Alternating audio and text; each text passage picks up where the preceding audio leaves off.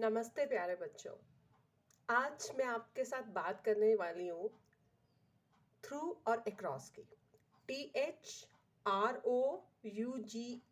Through and across, that is ACROSS।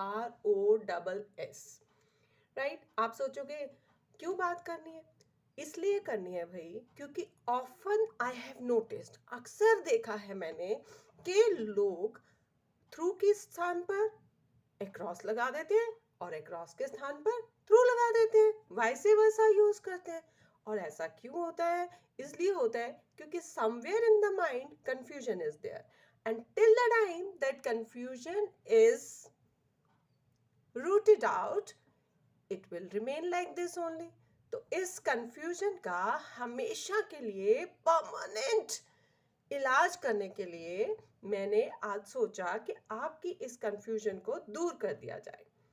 और वो ऐसे कि जब आपको इन दोनों वर्ड्स का मीनिंग क्लियर होगा, मतलब अर्थ भाव क्लियर होगा, तो आप गलती करना नेचुरली बंद कर देंगे, स्वाभाविक तौर पर गलती नहीं दोहराएंगे। इसलिए मैं आपको बता रही हूँ अक्रॉस। पहले हम लेते हैं across, ACROSS, across.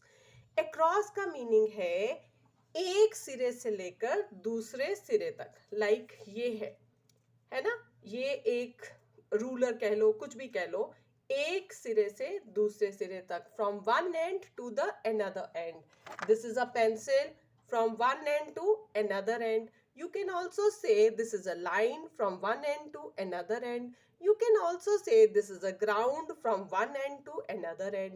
You can also say this is a road from one end to another end, right? So a piece, a line, right? Fine. So across means from one end to another end.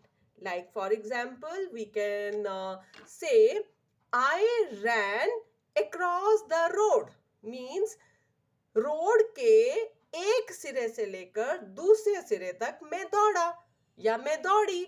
I ran across the road.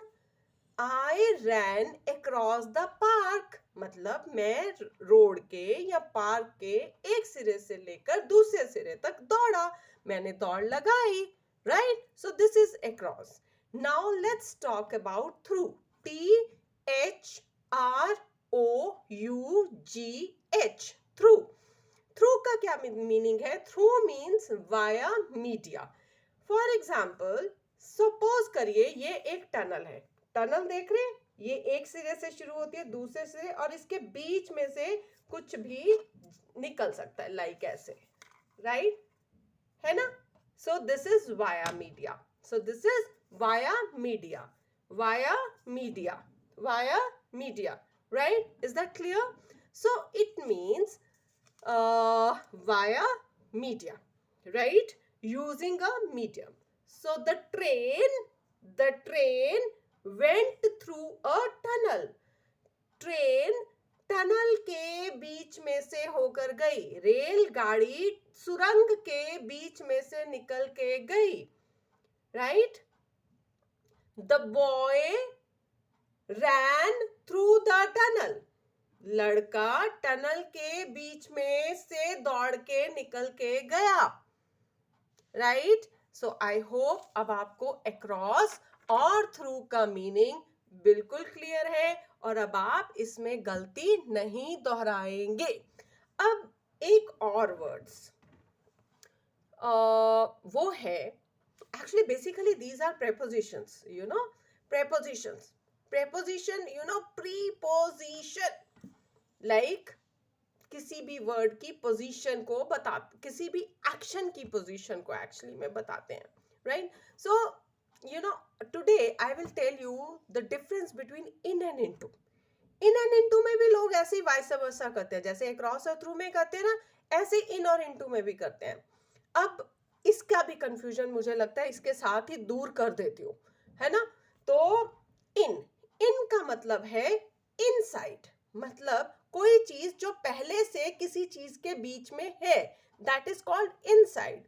Like if I say the water is in the milk, मतलब दूध पहले से इस गिलास में है।